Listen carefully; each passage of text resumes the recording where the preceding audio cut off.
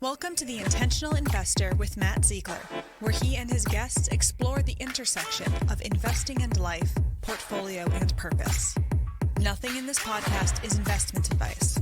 Nothing in this podcast is advising you to buy or sell any security or to do anything with your money.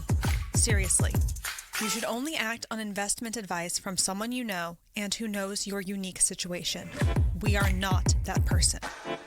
Matt Zeigler is a managing director at Sunpoint Investments, and the opinions expressed on this show do not necessarily reflect the opinions of Sunpoint Investments or of Second Foundation Partners. Securities discussed in the podcast may be holdings of Sunpoint Investments. We're going everywhere on this one, Jim. We're going Buckle everywhere.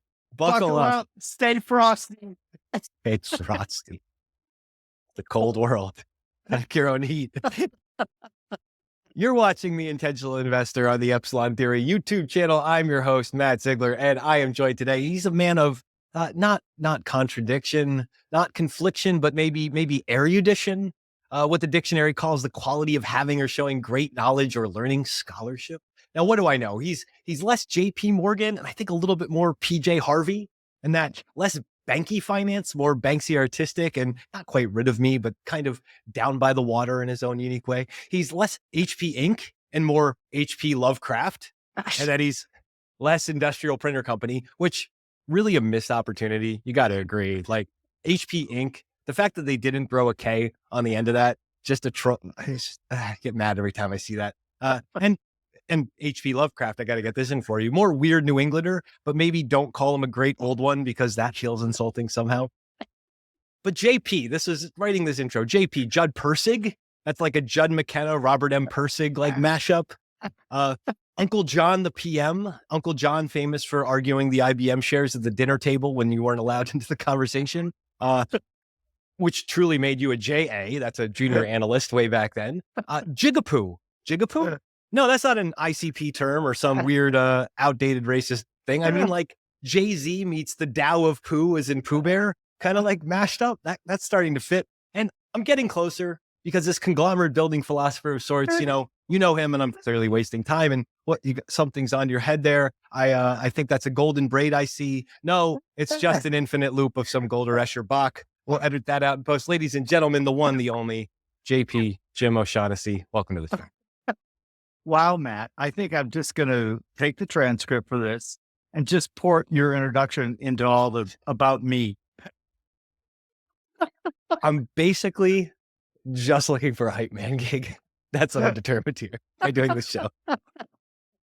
You're going to get my inner Flavor Flav. Dreams. Believe in your dreams. And right, just like Jay-Z and say, I am a business, man. Poetic and far-reaching as always. I'm starting us with this, but not the book. I'm going to say I got this by ill-gotten gains, and I didn't pay for this book. So I hope the statute of limitations has run out. But I have a long-standing qualm.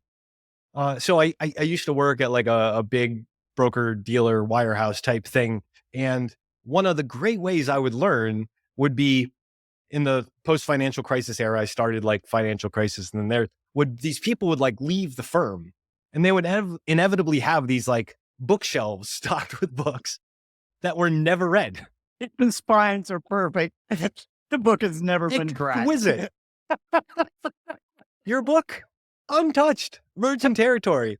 And I've been carting this around with me for like 15 years. I don't want to show you that book. I want to show you this because I just want to know. I want to know if this is still good. This is a special limited time offer. So it says Matt, I could get $100 on a subscription to Value Screen 3. I think you better send it in. Let's see what happens.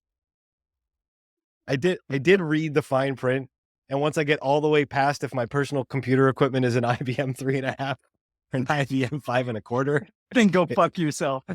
Yeah. It does say it expired in 1994. The thing about that book that it was my first book, Invest Like the Best. And what I liked about it was kind of twofold. You got to remember, for those of you who are not olds like me, back in 94, computers were still like really cool, right? And to have a disc included in a book. The original, Matt, by the way, was a How's this big for some floppy. bullshit? Yeah. You took the disc. They opened it and took the disc. You just can't trust anybody these days. You can't. It's awful. But I loved the idea of having a actual disc in the back of the book, because to me, that was like the height of cool. Who else was doing it back then? Nobody. Nobody. Is this book like where are you in the professional world? Is this Bear Stearns days? Is this pre-Bear Stearns? No. This is the funny story about this is I carried a recorder with me all the time and took long walks. And we had moved to Greenwich a few years before from the Twin Cities, Minneapolis, St. Paul, where I grew up. I always loved New York, always wanted to live in the New York area. And we finally moved here in 1991. And I was off on one of these long wanders. And I was thinking, I'd been doing all this research because I had been a consultant to a big pension fund, basically saying, this guy over here who says that he's a small cap growth manager. Yeah, no, he's a closet indexer. And here's how you can determine that and all that kind of stuff. But as I'm out on this walk, I'm like, I think you got to have a book. You've got to if you want to be a somebody in the field, you got to be an author. You have to have that imperator of some publishing house, and you have to have a good book out there. So I decided I will write a book, and that's what I'm going to do. And then, of course, I come back home, and there is my far more practically minded wife, who has saved me from many situations with her kindness of pointing out that I might be a little eccentric and a little weird. And she's like, yeah, that's probably a good idea, Jim. But you do know, right, that to write a book, you kind of have to have a publisher. I'm like, yeah, of course. I'll go to the bookstore. I'll get one of those, big books showing all the publishers, and I'll just send query letters. And that's what I did. Still was using, or actually, no, I had I had a laser printer, which I felt very proud of. And so I said, I don't know, 120 query letters. And the thing that really bums me out is in all the moves and after that, I lost the letters because I kept every one of them. And all those beautiful rejections. All just those lost in beautiful the sands of rejections. Time. But Matt, some of them were really, really funny. Like one was like a literary publisher. How dare you have the temerity to even think that a publisher of our quality would ever even consider a book like this? Please don't contact us again. Why is that not on every book since? Not in a weird Michael Jordan spite way. Right. Right. I loved them. Most of them were just, boilerplate. Of course. Yeah. No, thanks. No. But it's a good lesson for people in all that walks of life, really, but investing in particular. You got to get used to no, until finally someone goes, maybe. The old joke, between a yes and a no, there's always a maybe. Because if you get them to the maybe, you're much closer to yes than you are to no. And so then I finally got two, almost on the same day, by the way, interestingly enough, two publishers accepting, McGraw-Hill and Wiley. And I was very chuffed about that. And I brought it into my wife and I went, oh, see, yeah, but now you actually have to write the book. You wrote a letter to write a book. I did. Yeah. Because as you know, I am potentially one of the laziest humans on this planet. And why would I ever write an entire manuscript if I had no knowledge or certainty that it would be published? And so I did it in query letter format. Here's what I'm going to write about should you decide to publish my book. And I did. and enjoyed it, by the way. When you get that back and it settles in that you're going to write this book, like, where do you start? What's the first thing? Is it right back to the recorder and walking in the park and dictating? This isn't that type of book. What happened next? Yeah. What happened next is I had been, as I mentioned, a consultant to a large pension plan where I had come up with the idea that back then, what they called normal portfolios were kind of having their moment. And a normal portfolio differed from a benchmark in that it was comprised of securities that had very similar factors to the manager that it was created for. The raison d'etre behind normal portfolios was essentially this portfolio will serve as a benchmark to see whether the buying and selling that your manager does is of any value or not, right? And so as part of the first company I founded, O'Shaughnessy Capital Management, was originally founded as a consultant and to do this, right? Because I had been absolutely fascinated, obsessed by the stock market since I was a teenager. And so I started just doing it on my own. And I'm like, you know what, man? Like, a lot of these managers who say just buy what you know and, all of the platitudes, like, they're lying. And so I decided to start building clone portfolios for managers whose strategy and results I was interested in. And I found that the best managers all had highly articulated underlying profiles to the factors in their portfolio. I also found that a lot of managers, again, we've got to put this in context. This is pre-Morningstar style box. This is pre all of the high categorization of, where you fit in, et cetera. And people, especially people at pension funds, like, we're picking managers because they like this person or they played golf with them or whatever. And they really didn't know very much about how the manager approached money management, asset management at all. And so I had all of that work already done. And so I just went back to the body of work that I'd done as a consultant. And that kind of served as my outline, if you will, for the book and teaching people how to clone their favorite manager using a large database. In this case, I talked the people at Value Line into including a disc in the book. What's really interesting about that book is I haven't done it for a long time, so I don't know if this is still true, disclosure. But we used to update all of the clone portfolios for the managers that we cloned in the book. And big surprise, all of the clones beat the managers, in some cases by massively high margins.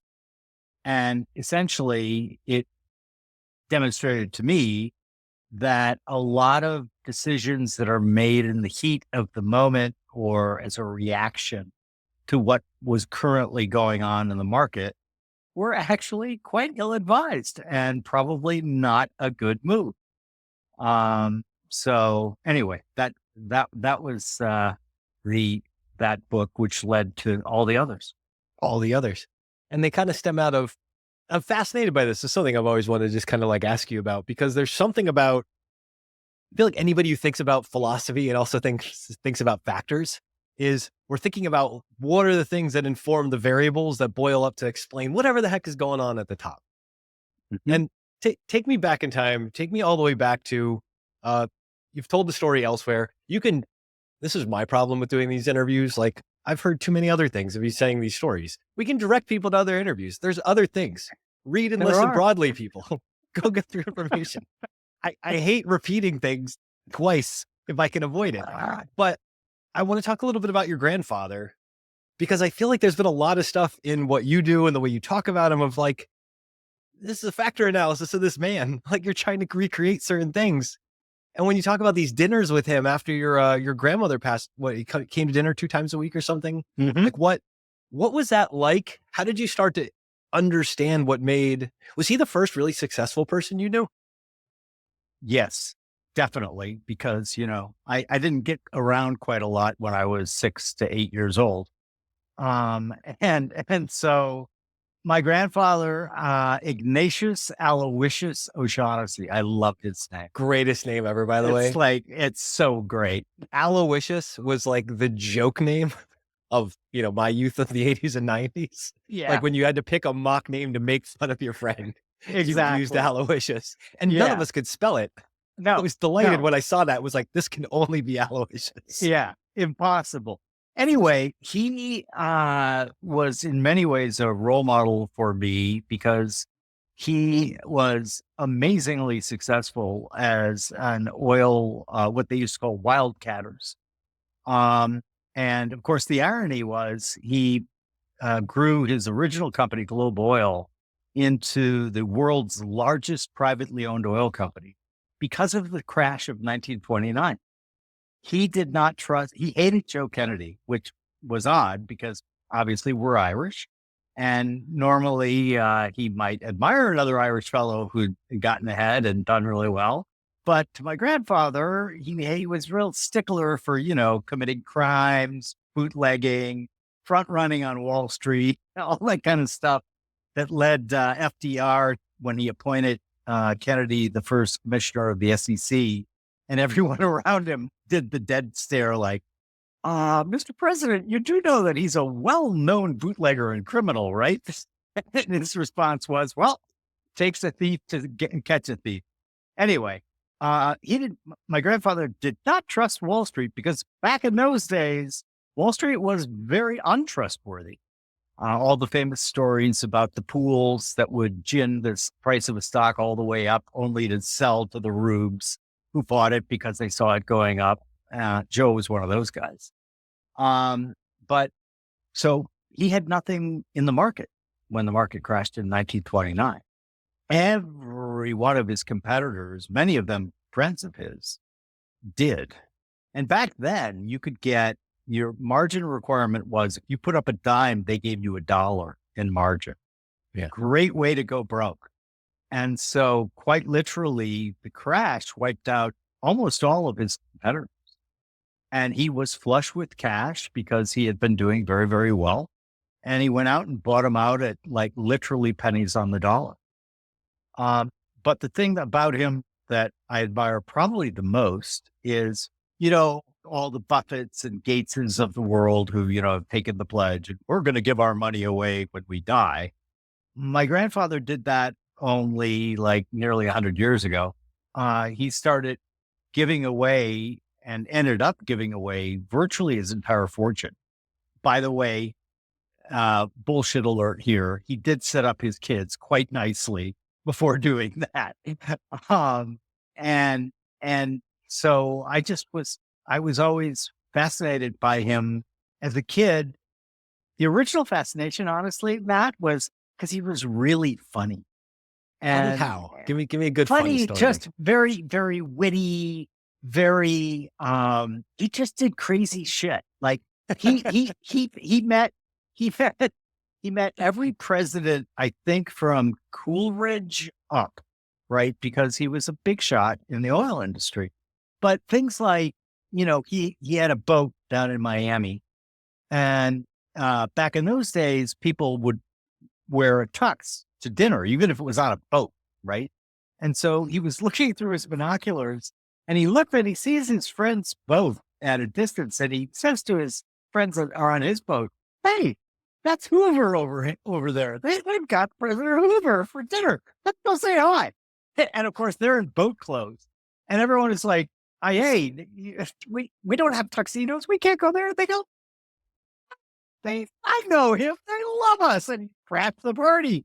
And the great thing was it was very welcome, right? Like, so he would do crazy stuff like in the old days, wildcatters were really rough around the edges.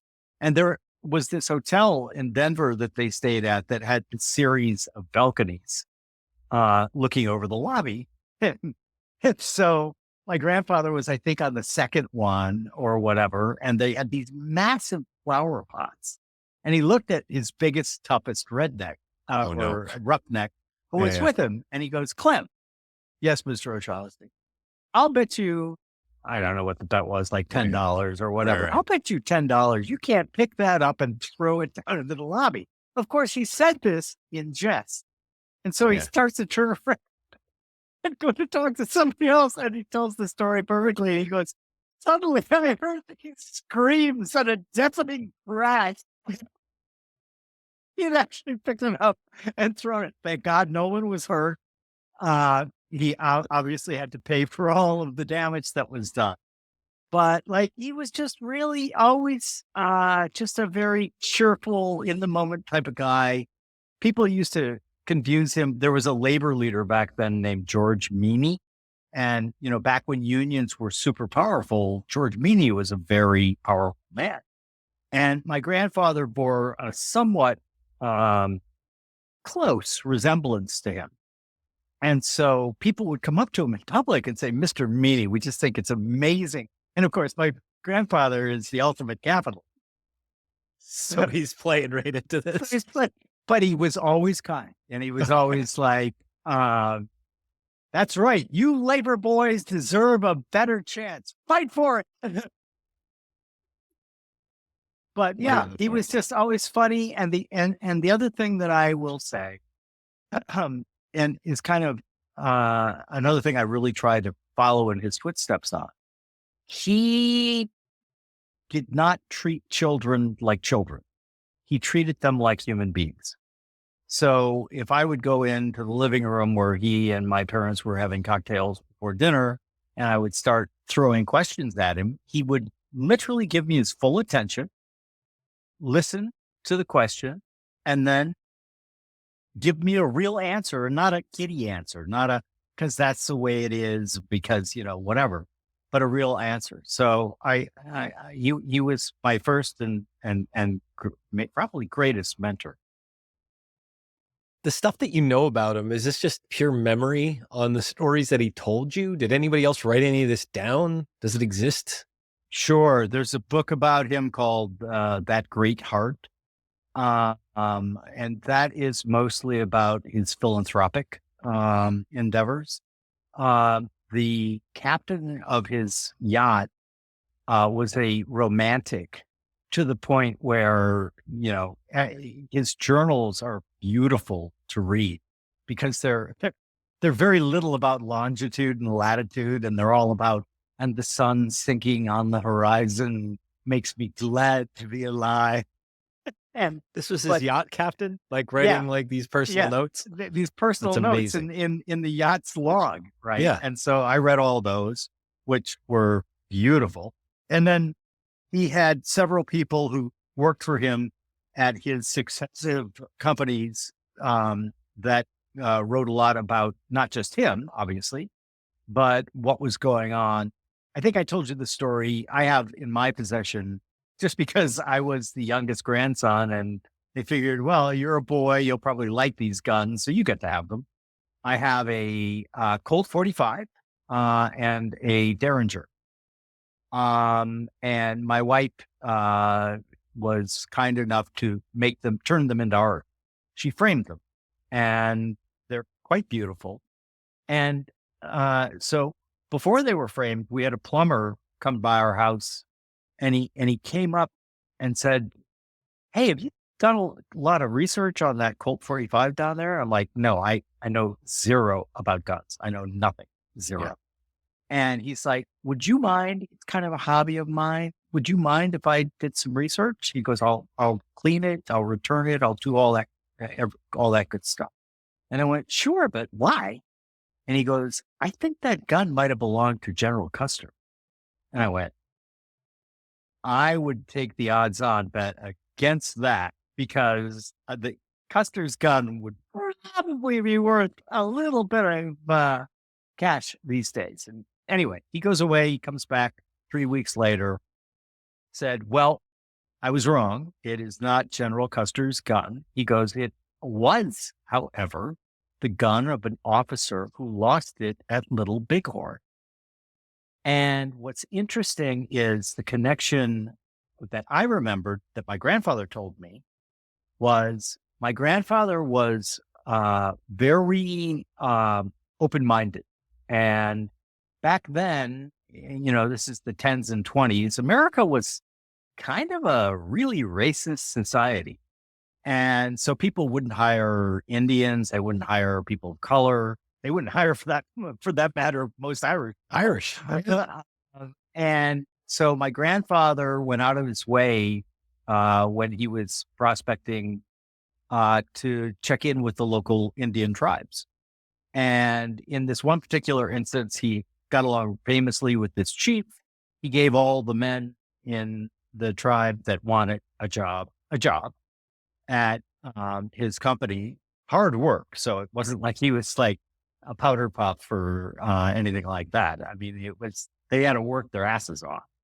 But as my grandfather was moving on to the next area where he was going to oversee the search for new wells, the chief and his senior people came and made a gift of that gun, the one that was at the Battle of Little Bighorn, to my grandfather. And so I think my grandfather won, Custer 0. All IAs, first and only stand.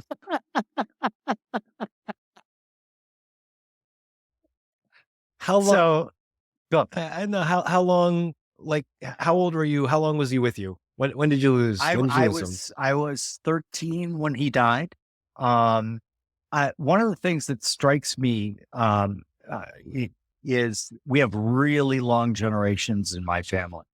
My grandfather, the man I'm telling these stories about, was born in 1885. He was the 13th child, born in Stillwater, Minnesota, to John and Mary O'Shaughnessy, my great-grandparents. My grandfather, John, came to this country in 1835 or 6. And then my son, Patrick, was born 100 years after his great-grandfather. So my grandfather, 1885, my son, Patrick, born 1985, and I was the tail end. I was the martini baby. I came from a family of 6, and there's like 8 years that separates me from the next sibling. Thank God for martinis. Remember The Simpsons, where Homer is saying, "To alcohol, the cause of and solution to all of life's problems."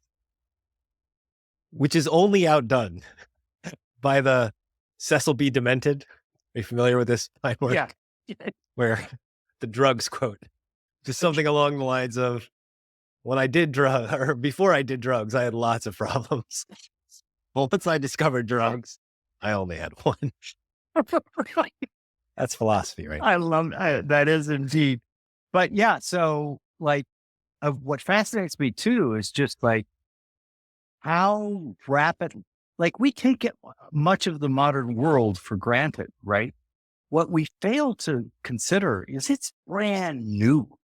Like when my grandfather was born, no cars, no airplanes, horse-drawn everything, no electricity. I mean, like literally, the house he was born into was probably very little different in construction, in the things that were in that house than a house had been 200 years earlier, right? So we went along like this kind of little line of innovation, and then we went parabolic. So he was born into a world with no cars or airplanes or electricity. I was there with him watching us land on the moon in 1969. Like, wow. Yeah. And so the speed with which we have created this modern world is really astounding. And I think sometimes I'm still in awe of the fact that we can chat via Zoom or Riverside or whatever we're using here. And like, I think about that a lot. Just the fact that you and I are here, right? If you like probability thinking at all, right? do you know what the odds against me and you are? I mean, like they're nearly infinite. Think of all of the potential things that had to happen for me and you to be having this conversation, right? We, you and me and everyone listening is the result of millennia of success, right? Because we had to have ancestors, which means they succeeded in creating new people. And yet, like, people are just like often, it saddens me tremendously to see people who are just kind of helpless and or just, thinking, oh, the world is so awful. And, oh, I have this great misfortune of being born into it.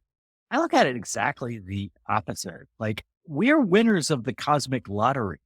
And to not revel in that and to not try to squeeze all of the life out of the marrow of this brief existence, like, what? What are you thinking? It's crazy when you start to think about it in probabilities. And it's crazy because it's like, you want people to know you can approach it from both angles. You can approach it from the impossibility of like, what are the sheer odds that we were born to these parents with this technology to have this conversation? And then it's, I don't have a coin anywhere. It's like, I can flip a coin. It's 50-50 odds. Or like, okay, somewhere in between is where all this stuff actually happens. The birthday paradox, that whole crazy thing of, I can't remember the number off the top. Do you know the birthday paradox? Of course I do. The number of people, if it's like 72 people, and I think it's 70. However many people fit in one train car on Metro North going from Greenwich to New York. The birthday thing works. The odds that you are going to have somebody with your exact birthday are the same. But I would challenge that a little bit and say that no, we are the result of every single ancestor since our particular ancestors crawled out of the water and said, ooh, these gills would probably be better as lungs. All of them flipped heads, right? It's a lucky streak, baby. What? It's a long, We're on fire. We are We're on fire. And now if we were behavioral economists, we would say, well, that is the gambler fallacy, actually. Then all heads, baby. I am the result of millions of years of the ancestors of mine that came before me always getting the heads. I love that because it's the ultimate hot streak. Like us being here is the ultimate hot streak. Yeah. Stop questioning. Stop questioning, man. Momentum. Like, there you go. It like, there you go. To investing. Well, momentum works. Momentum works like a charm until it doesn't. But that's a whole other conversation. You lose your grandfather and you're still young. Like, what? I'm really curious about the transition, and you could jump through this in any way, shape, or form. But I'm really curious about like the transition of grandfather, the success, the giving the way of money. I get it. He set the family up. He took good care of everybody else. But it feels like you were really determined to make it on your own for some reason. Yeah. Can you explain like that I want to be my own man thing? Yeah, sure. I was from the moment my own memories begin and being told by my older sisters and my parents, I was always, that was my hot button. Like, you are not the boss of me. Welcome in the middle. Here we right. go. But, like I have 4 older sisters who were in fact the boss of me because they bossed me around forever and ever. And I was very lucky to have them. But I don't know. That's a really great question. I always thought that you absolutely had to think for yourself and decide out what's true. And if you don't do that, you're letting somebody, I put up an Orwell quote on Twitter the other day, right? You have to learn how to write and write well because writing is thinking. And if you can't think, others will do it for you. And I have always been kind of fiercely anti-authoritarian of any ilk, right? It's like when people in political seasons like the one we're in right now, I'm kind of a pox on all of their heads, right? Like, I, I, I hate the idea that there is some group of people who feel they have the right to tell me how I should or shouldn't think. And, endless memes about it, right? The pearl clutching, no, that's not in the rules, etc. And so I was always guided by, and this might have been one of the triggers of it. So when I was in grade school, first off, they sent me to a Catholic grade. I'm not an atheist, because I think that requires just as much faith, if not more, than to be a devout fill in the blank. But I'm not Catholic. It didn't ever take with me. My grandfather, by the way, was a papal count, which essentially means he could shoot somebody at the entrance to the Vatican, dead as a doornail, with all of the media there taking a picture of it. Diplomatic immunity. Yep. He had diplomatic immunity because he was a papal count. Now, he would have had to stay in the Vatican for the rest of his life, but that's neither here nor there. But the idea that we really need to do our thinking for ourselves and decide, what's true. It's like, I think one of the primary challenges we face as a society, in the West at least, is that we think that our opinions are the truth, right? And then if we think that that's the truth, we make that part of us. We make that part of our personality, which is why you get all of the people saying, that's a hill I'll die on.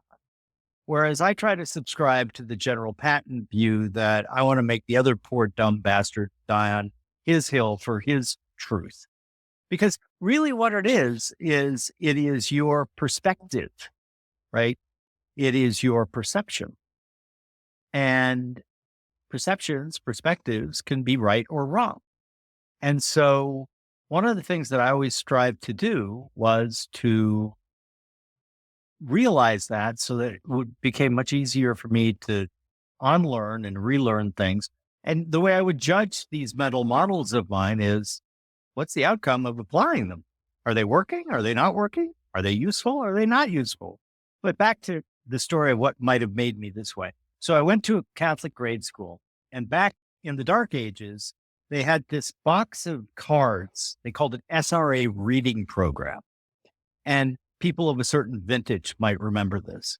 And each one was a single card about this size, with a story on it. And then your assignment was to read the story and answer the questions. And so I love to read. I started reading very, very early. And fun fact, I learned how to read on the comic Peanuts. So love to read. So I worked my way through the entire box. And rather than being congratulated and got all the answers right? And rather than being congratulated, I was effectively punished because I had not followed the rules. I had read ahead. I was being rude to my fellow classmates by doing that.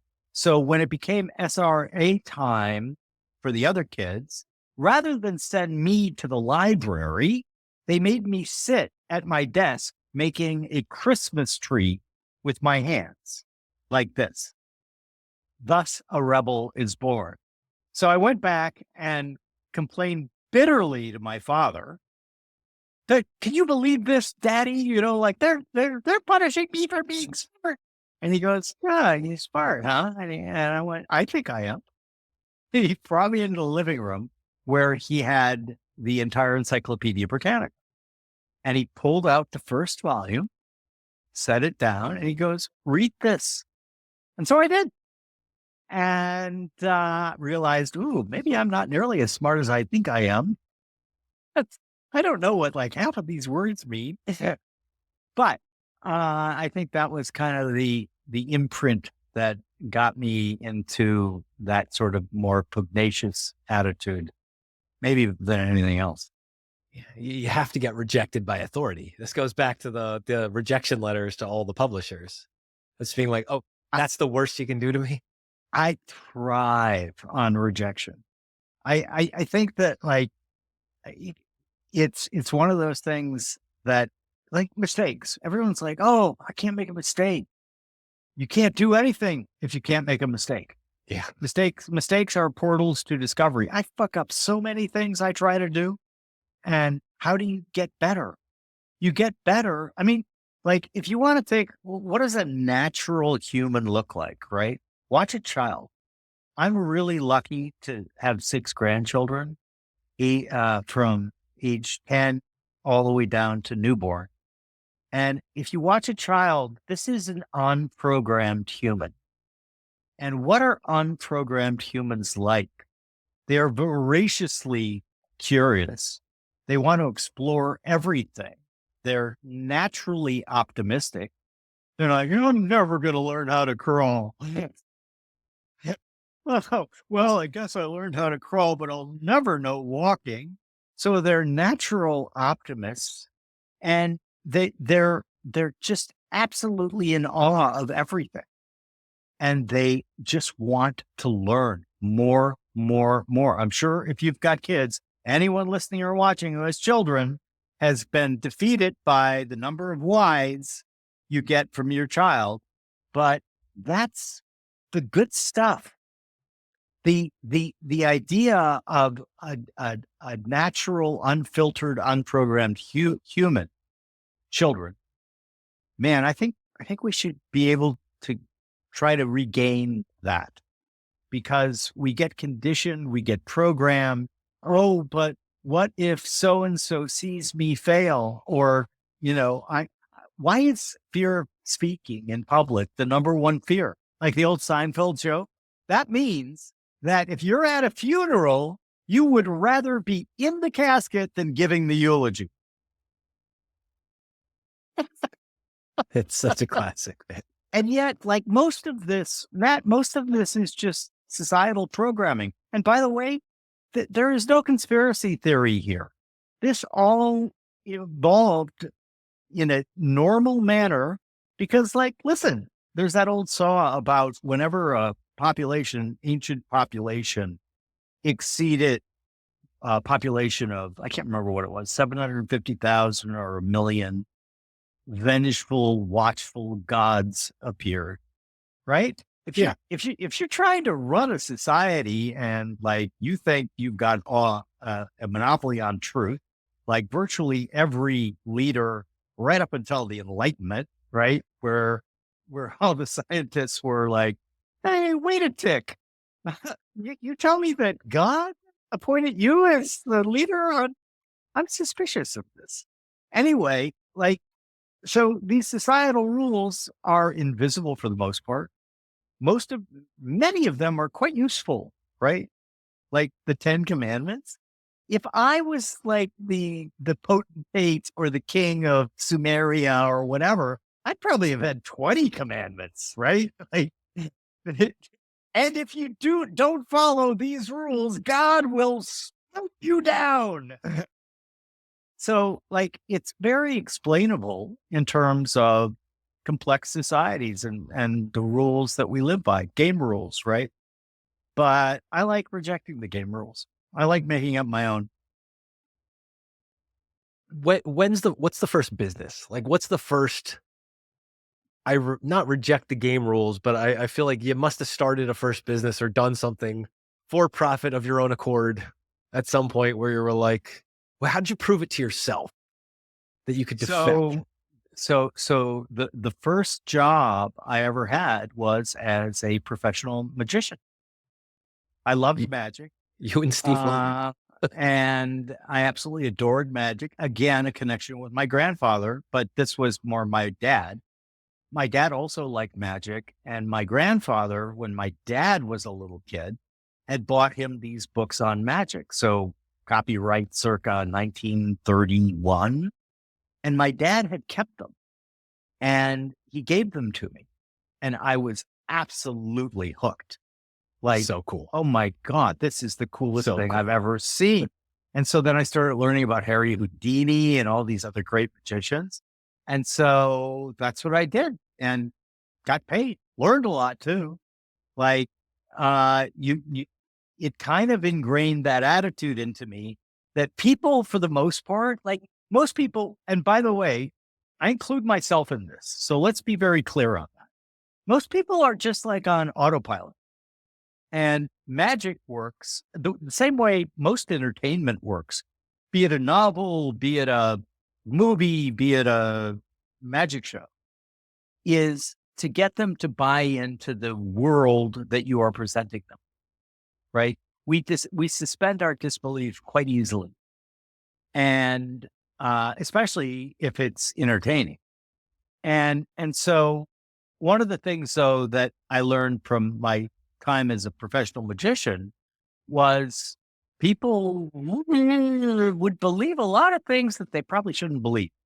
So I had this mentalist act where I won't bore you with the whole setup, but basically it was, hey, Matt, think of a number between 1 and infinity. And you would give me some crazy number. You probably would give me some, in numeric format, not just a number, but an equation that gets to a number, right? You're thinking I'm way more mature than I am, but go ahead. Go ahead. And by the way, think of a number between 1 and 10. Got it? Got it. 7. No. Good man. Statistically, about 90% of people, when given that parameter, pick 7. I feel like I knew that, and that was my inclination. Good for you. Yeah, Good for you. That's okay. It's your inclination. Yeah. And the point is, I did this mental act where, like, I had this board, right? And the 3 upper parts of the chalkboard were covered. And the bottom ones, I would let you write on it, here's the number, here's the name, here's the novel that I love. And then I would remove the top, and in my own handwriting, you would see I had matched everything that you had written. Great effect. Really great effect. Oh, yeah. I did it at an esoteric occult bookshop where I was hired to perform. And How old are you? I was 17 at this time. And I had a very pretty girlfriend. I was lucky. And so she was my assistant. And we got a lot of gigs, actually. Anyway, the reaction was what really stunned me. There were people who gasped and then hung around afterwards and came up to me and they're like, you are truly psychic. You are one of the rare ones. You are totally hooked in. And I would smile and I'd say, well, thank you, but I don't think I am that, this is a magic effect, a trick. And no, it's not. And one woman was so persistent that I actually showed her how it worked, which is the cardinal sin for a magician. But I felt so bad that I had reinforced this belief to the point where even like telling her it was an effect, it was a trick, et cetera, she still was like, no, that I showed her how it worked. And then guess what? She was like, that's how you say it works. Right. No, right? She was all in. She was all in. And it just got me going on, wow, I wonder kind of like what I believe that also has a basis in reality or fact. That's a big statement, though. Do you really feel at like 17, did you have that thought? If she believes this, what am I being the same way about? I think so. Yeah. I'm not saying you couldn't have by 17. That's a respectable thing, but I'm pretty lucky in that I started journal keeping when I was 18. This is one from when I was 21, 22. And so I got receipts, brother. Seats. And, and it's wild because that's how I get a lot of my own like ideas that I write about now is I'm perusing through an old journal and I got this notion that our memories are overwritten continually. Recently I got this notion and I got it because I had this experience back in the first Gulf War. When Bush Sr. Invaded because they had decided that Kuwait was a province of Iraq. They interrupted Looney Tunes when I was They a kid did. to break Yeah. that news. And Yeah. I'll never will Right. forget that moment. But yeah. Nor should you forgive. Anyway, I was at a cocktail party talking to some other people, and it came up because Gulf War Part 2 or Trey was in progress.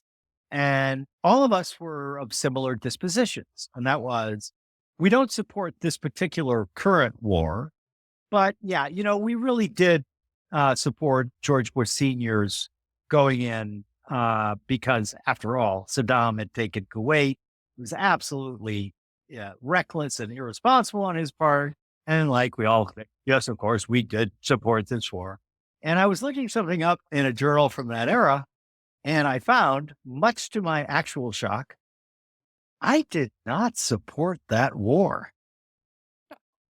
You wrote down like your reflection on the event. I feel strongly that I do not like this thing that I'll. Did you acknowledge the crowd? Did you acknowledge the others supporting it? In my journal? Yeah. No. The sequence was had the conversation, forgot about it, was looking something up from a journal of that era, right? George Bush Sr. And it shocked me to read in my own handwriting, this is a dangerous and reckless thing for us to do. We should not be just fighting proxy wars. We are not the world's policemen. It will end in tears. It will end in like all of this stuff. And I was like, I would have sworn in court under threat of perjury that the version that I had at the cocktail party was my true recollection and spot on. And so that made me dive down the rabbit hole of like, our memories are constantly being updated to agree with what we think now. Right. And so we could do an entire podcast on that alone, but it definitely, was my thinking when I saw this woman. I was like, and by the way, I stopped doing that. I stopped doing the mental stuff. The woman getting so freaked me out. Yeah. It freaked me out. And it made me feel like, however unwittingly, I was giving people with belief. Now, by the way, I could be totally wrong. Like I would be open to scientific investigation as to things like precognition and all of those things, psychic ability. You could still be a psychic yet. There we go. But the point of being a kind of a natural skeptic, and interestingly enough, I was more of a skeptic when I was younger than I am now. Now I'm more like, maybe let's test it. Let's see if it works. But anyway, I was so upset that I could have been unwittingly reinforcing people's beliefs that I thought at that time, like, might be harmful. Which is a perfect way to put yourself in the investment industry. I'm not going to jump there. There's going to be like part 5 of this conversation by the time we get there. I want to stay in this era for a second here. What comes after like the magic shows? Like that's actually a pretty, I gotta get the sense, or gotta just clarify, like that woman telling you this, like that'll really mess with a person's head. That had to influence whatever you did after, whether directly or indirectly. Totally. And like it actually influenced like what I was really interested in studying. Right. Yeah. Why do we believe the things that we believe? And so I did like a massively deep dive on that. By the way, the book, You Invest Like the Best, a lot of the research on all of our beliefs that ain't so, but that we passionately believe, are a big part of that book, because the original paper that I wrote, I was an economics major. How'd But you pick economics? I was always fascinated by understanding the underlying process of a system. And I believed, either rightly or wrongly, I think mostly rightly, that if you could understand the underlying process, you could understand. It's like David Bohm's X X X. Am I having a stroke? Explicate versus You're the implicate psychic. orders. No, I'm not. I'm okay. The explicate order and the implicate order, right? The implicate order would be the underlying process that determines systems outcomes. The explicate out here is something that we see, right? So in this particular journal, for example, I wrote in 1982 a super long thesis on why the Soviet Union had to collapse. And it was basically because I was looking at it from the underlying system, not from the top. Yeah. Right. I'm a huge believer that complex adaptive systems, like they are what you need to understand if you want to navigate life. And one of the things that was wrong with that type of system, right, was they believed that they could design everything from the top down, right? The glorious 5-year plan, right? We will achieve this wonderful thing because we will all work together and achieve this harmony. No, you won't. You don't understand human nature. You don't understand complex adaptive systems. Complex adaptive systems, all emergence comes from below, not above. And so I think that's why economics. But if you want another simpler answer, was that I also loved history, and I had 8 credits more in economics than in history when it came time to elect a major. Was science always on the that's phenomenal. Back to the lazy card getting played one more time. Path of least resistance. When people tell you who they are, believe them. I really am that lazy. It was another lazy hot streak, folks. How science, biology, I've always wondered this too, like the complex adaptive system thing, even if you didn't know the words for it then, like did biology or any of that stuff tickle your interest from Encyclopedia Britannica, or was it something else that put you on that track? Actually, maybe you're the psychic here, because I went to Montessori. I was in the first Montessori class. My dad was a huge fan of Montessori, and there weren't any in America circa 1964 when I was 4 years old. So he got very involved in Montessori and brought one of the first Montessori schools to St. Paul, Minnesota, where I grew up. And one of the things that we studied in Montessori was the life cycle of plants. Xylem, phloem, how it all, photosynthesis, all these things. And so actually, when I started on the encyclopedia, I went to first all of the things I was learning in Montessori, or Edler, rather, in Montessori first. And so they kind of fit together. But was I always interested in science? Not in a STEM type sense, right? Much more I was fascinated by the Enlightenment.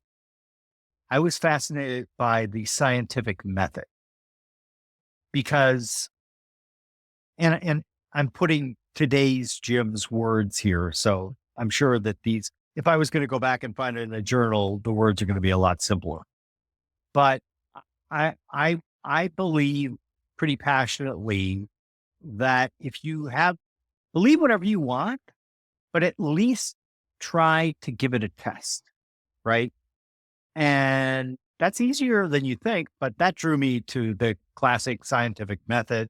If you've read What Works on Wall Street, I have an entire chapter in there on saying, listen, I know that this is not a science, but I am going to endeavor to conduct this research as closely to the scientific method as possible. Meaning that if Matt has exactly the same data set that I had and uses the same definitions, he's going to get the same results that I got. And so to me, like, that was the coolest thing in the world, because you could like kind of add evidence to your toolkit for why you should or shouldn't use some particular method for like doing anything really, but in this case, investing. Do you remember, was it school or was it Encyclopedia Britannica? Like, what was who taught you the scientific method the first time? Where does it show up the first time? It was not school. Well, no, that's not fair. It kind of was. It was Montessori. Yeah. Like, this feels like a Montessori thing. Literally, we were being taught about the life cycle of plants, how they lived, how they grew, all of those things. So it was Montessori. And then all of the additional things and interests probably grew out of that exposure. But I think that we need to do a total rethink of our public educational system, right? Because it was designed to make as certain as one was able to a certain outcome, right? The current public educational system in America was designed way back during the industrial era. And essentially it was, the industrialists were kind of sidling up to the bureaucrats and saying, they were looking at old Hoover on the boat.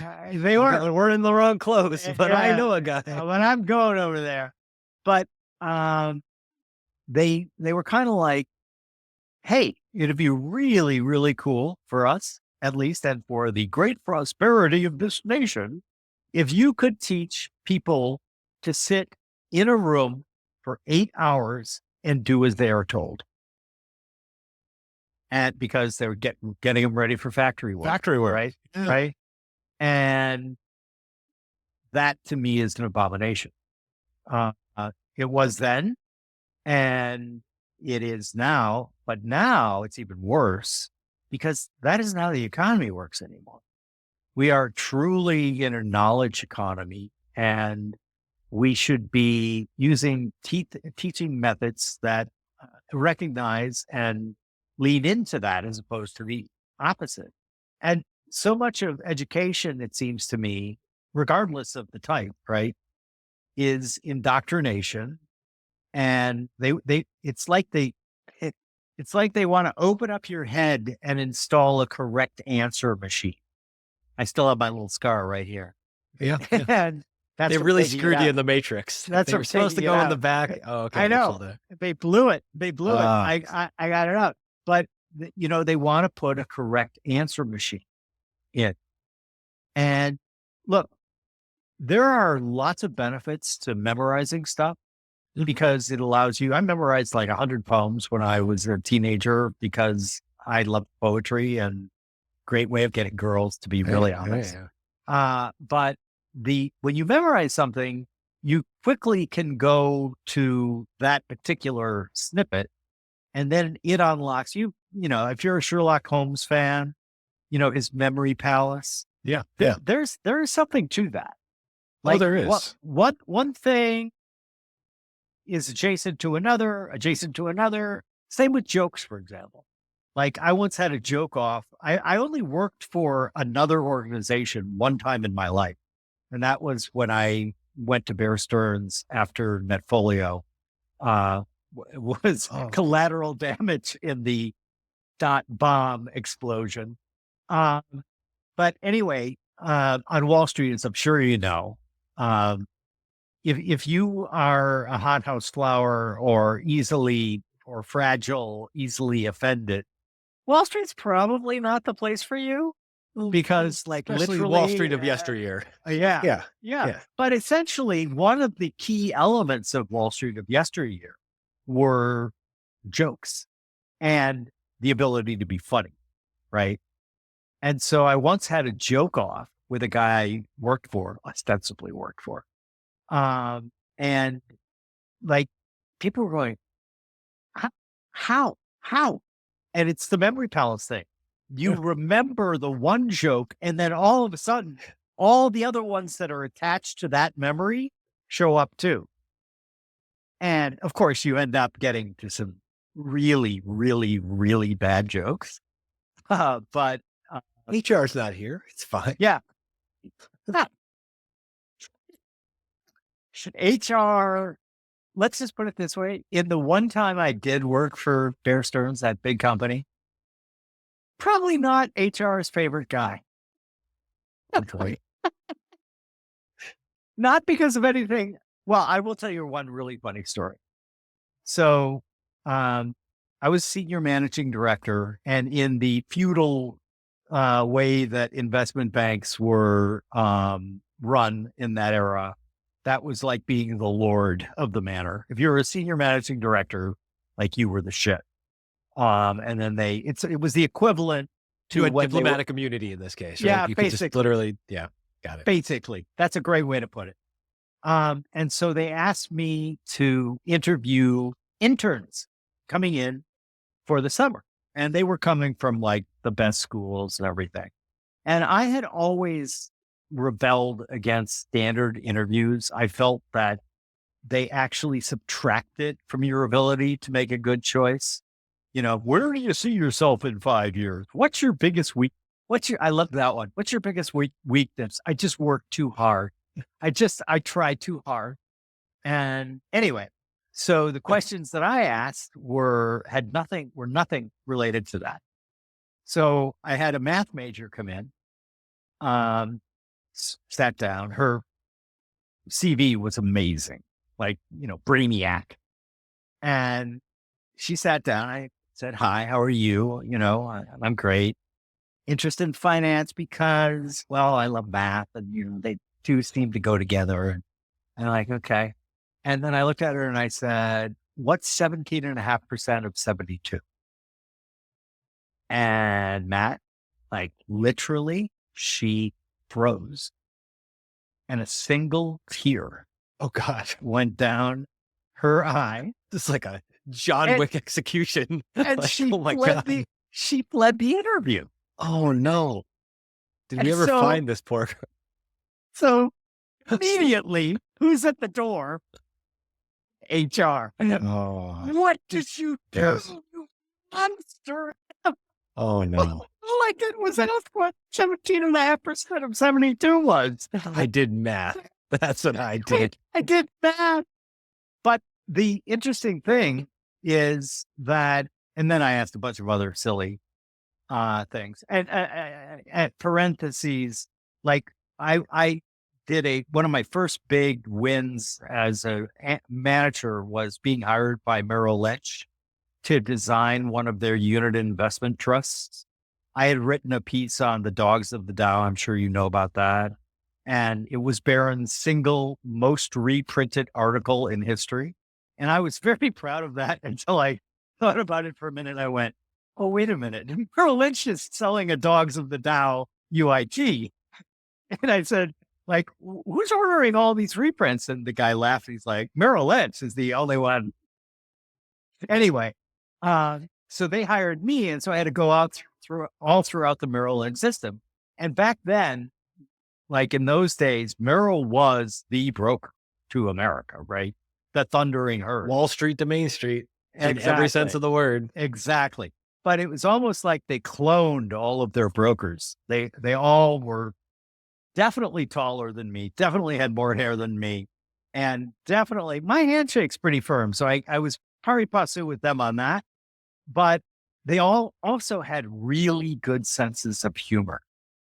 And so one of the things that I would do when What Works came out, I would bring it around because I literally, and I'm using the term correctly there, I literally was in virtually every Merrill office in the United States, no matter how small.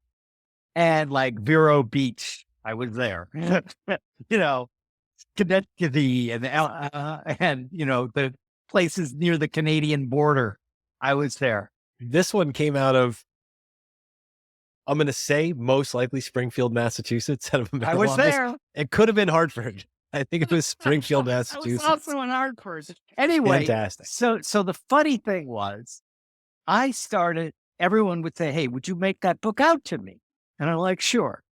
And I took a chance because the guy who first asked me, he was a really funny guy. And so I started making outrageous statements in my signing the book to them. So this guy was Jack something or other. To Jack, good luck in prison, period. Don't drop the soap. Yours truly, Jim O'Shaughnessy. Oh, I love that. And, you know, and the thing was, so HR was like, even then, HR was a lot more loosey-goosey back then. But apparently I learned later, I don't know if this is true or not, but one of those guys called me and said, you know, I got into a shit ton of trouble because I showed that to a potential client. And I like, man, I was like, another part of me is like, if I can push it even further, I will do so. And so like some of them were like really not great. But this is an open call to YouTube. Who has copies of Inhumane Resources, Jim O'Shaughnessy? But here's the thing. They loved them. Like now they're personal. They're not just a scribble in a book. This is exactly. Great. Yeah. And like one guy would come up and say, I saw what you wrote on Jack's. You got to outdo his. You got to outdo that one for me. And it's like, remember, Tom, plead the fifth. The fifth. Oh, I love it so much. I love it because one of the great communication languages of growing up was making mixtapes and mix CDs in my generation. For me too. And one of the greatest ways we would show love to each other would be, especially, so there's a period in the 90s where everybody had the CD tray, like on the visor of the car. And so we would literally write basically the goal was, if you wanted your mix CD to get played in your buddy's car, you would write like the most glaringly offensive thing you could, so that whoever would be in the passenger seat would be like, What's on that one? What's on that one? You're sweating to the oldies doing what? And it was an art form. Those Sharpie CD covers. My middle child, Kate, who's an author now, went to Yale, and I love techno, right? And back from the days where you would rip the song and put it on a CD, when you would rip them, sometimes the title wouldn't carry over. And it was just, track 4. Track 4. And so I was making one for myself. And I just gave them wild names, like really cool techno, banging techno, And Kate had said, you burn me one of these. And I'm like, sure. And so it made the rounds at Yale. And they're like, they all thought that like Kate had made it. And Kate's like, no, my dad made that. And they're like, you have the coolest dad ever. But I swear to God, it was because of the weird titles, right? that had nothing to do with the actual song.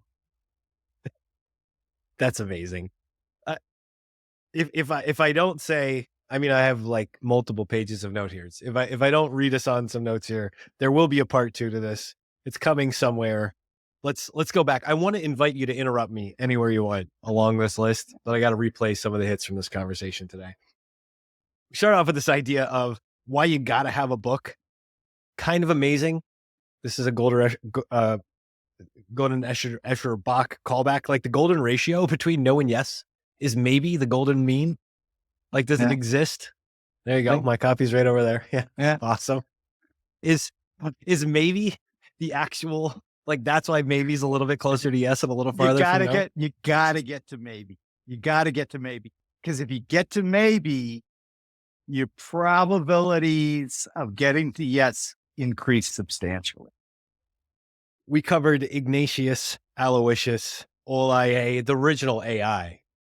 The Is original. IA. Well, my friend Brian Romelli, right? He flips the initials, and I think it's brilliant. Instead of AI, he flips it to IA, like my grandfather, and calls it intelligence amplification. Love it. I love it Me so too. much. Me too. I constantly go back to the great artist De La Soul had a wonderful thing in the early 2000s when they came sort of like a comeback type thing, and it was artificial intelligence. And of course, this is before AI, but it's like, no, like let's concern ourselves with the creation of art first and making that intelligent. It's a Totally.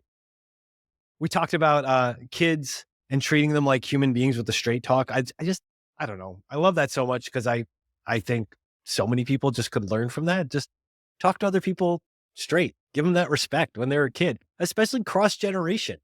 They have a million people talking to them in cutesy voices and like whatever about dumb stuff.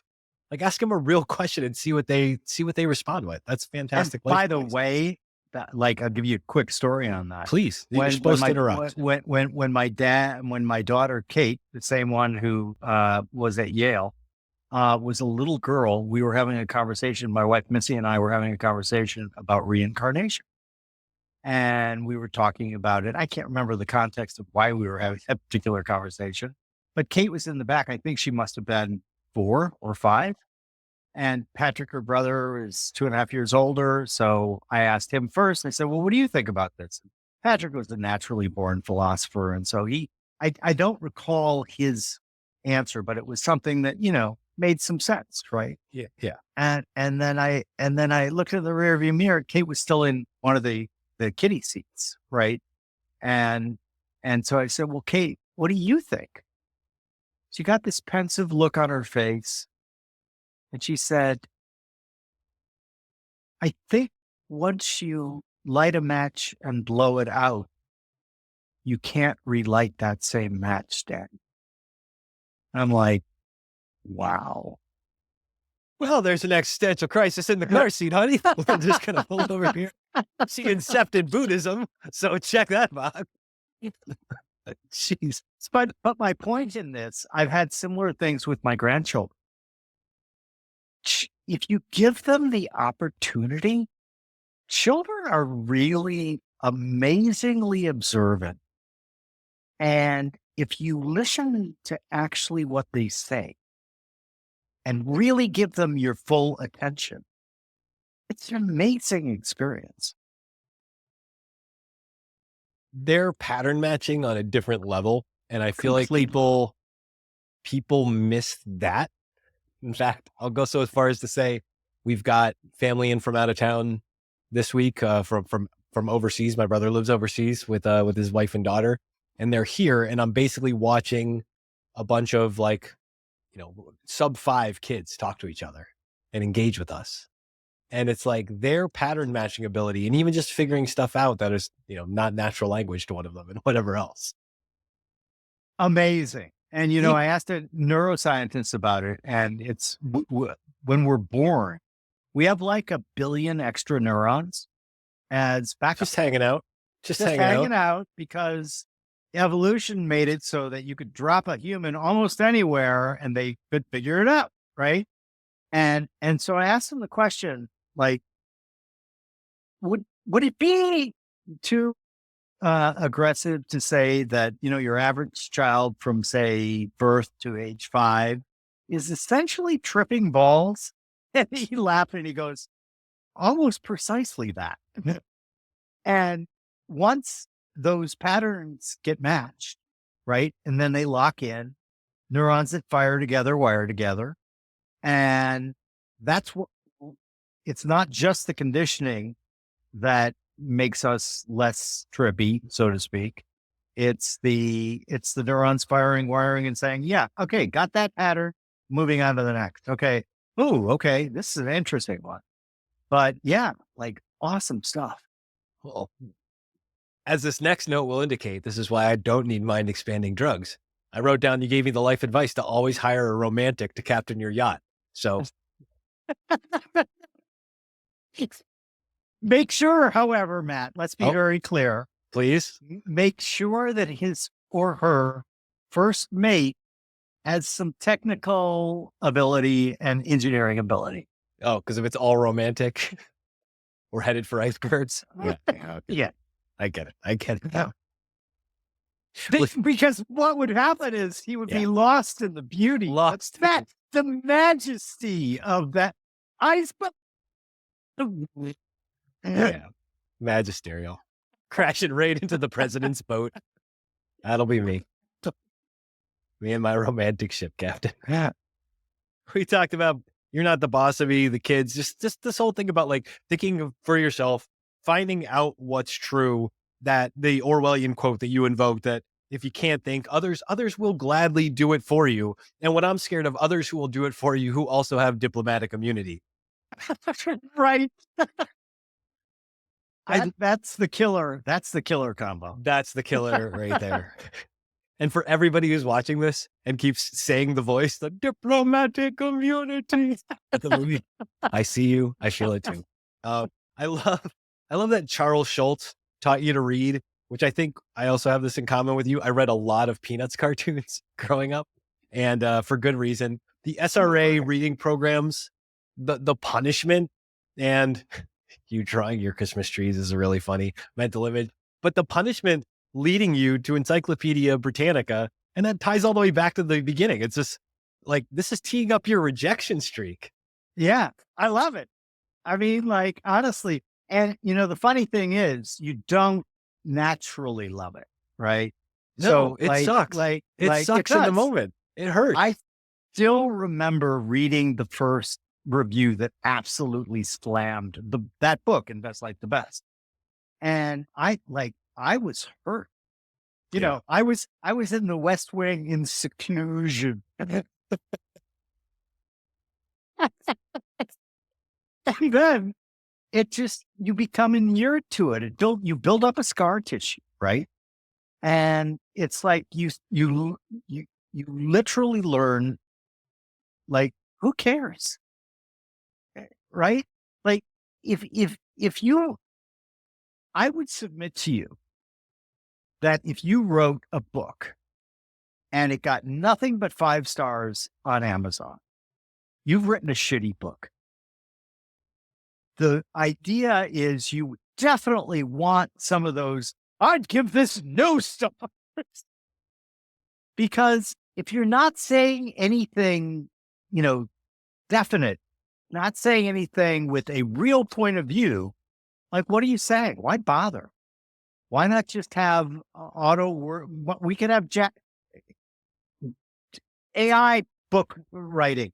That'll get 5 stars because, like, literally, I believe AI is the greatest tool we've ever invented, but it's going to be humans. It's like people who are like, AI is going to take your job. No, a human using AI is going to take your job. Because it's sort of the ultimate, look, we're tool users. We extend our reach continually. First, we did it with what did Jobs say about computers? Bicycles for the mind or whatever. Something like that. Yeah. But that's what we're talking about. It's intelligence amplification. And like, it's a tool. So if you want to use it just on its own, it's kind of, in my opinion, mostly gibberish and not good. If you want to use it as a tool how cool would it be? How much would you pay? Oh, wait, there's more. How much would you pay for an ability to sit in a conversation between, let's make it easy, Plato and Aristotle? I mean, I'd pay $100 that I'm going to save on this value line thing. Exactly. Right. But more. Yeah, no, exactly. I would pay an infinite amount of money to hang out with. Yeah.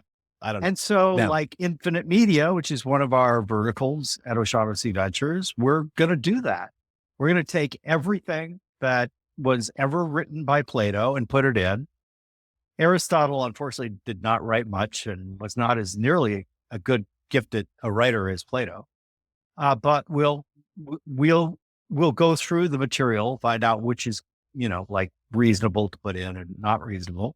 And then watch the ping pong match between Aristotle and Plato. Now, Aristotle believed that instead of actually looking at this is the weird thing about Aristotle, right? Like he was all about empiricism and always like going out and looking at nature and all that stuff. And yet, why didn't he open the horse's mouth to see how many teeth it had? Right? Like when he was talking about how women should have fewer teeth than men and elaborate reasons for why that should be so. How about a little empiricism there, good old Ari? How about doing that? But anyway, old Ari was a weird guy. Yeah. You know this. Yeah. Well, like that's the other thing, right? Like most people that you would have any interest in were weird people. I mean, just by definition. And I'll tie this back. Another note that I wrote to myself here, like the humanity hot streak that we were talking about and kind of laughing about, it came back to me when we were talking about it. It's coming up again with this weird people thing. I wrote down, it's the kids who ask why. You talked about the kid who would wear, like everybody's been worn down by a kid asking why. And that's a beautiful thing. But that's part of the long lineage of humanity of kids who asked why and no one killed them. Exactly. I mean, again, that's just adding to the odds against. It adds to the odds against. Right? Because back in the old days, if you had anything wrong with you, hell, if you didn't look like your father by around 6 months of age, get out of here.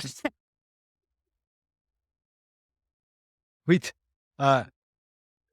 talked about magic. I love the magic story.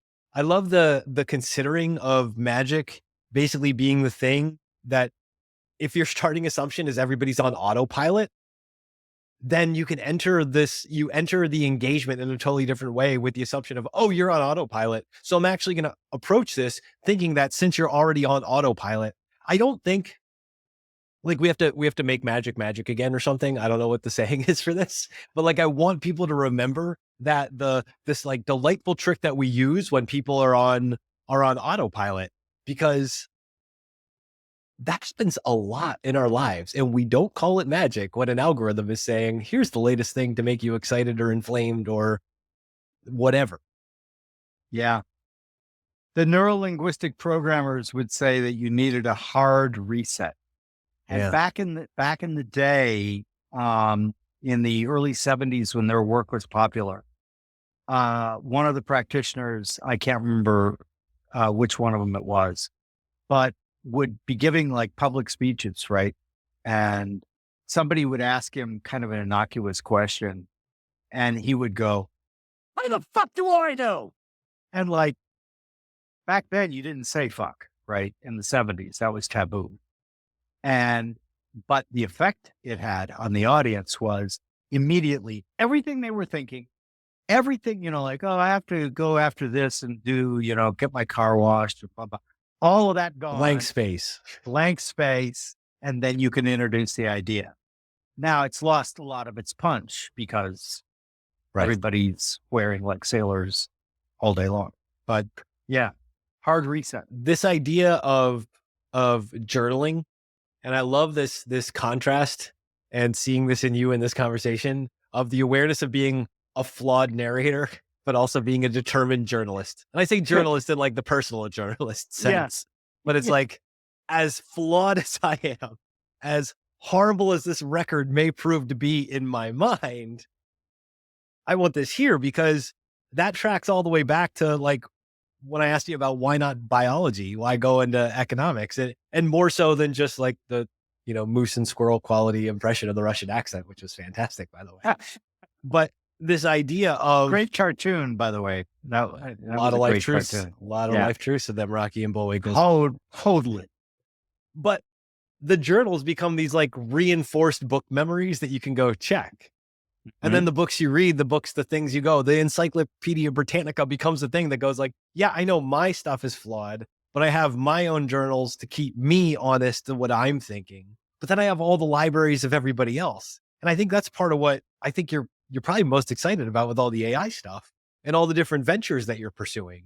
Because it's like, it's the biggest bookshelf of humanity.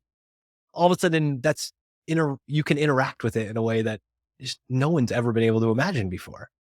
Oh, and that, I mean, like, I am so lucky to be alive at this part in the timeline.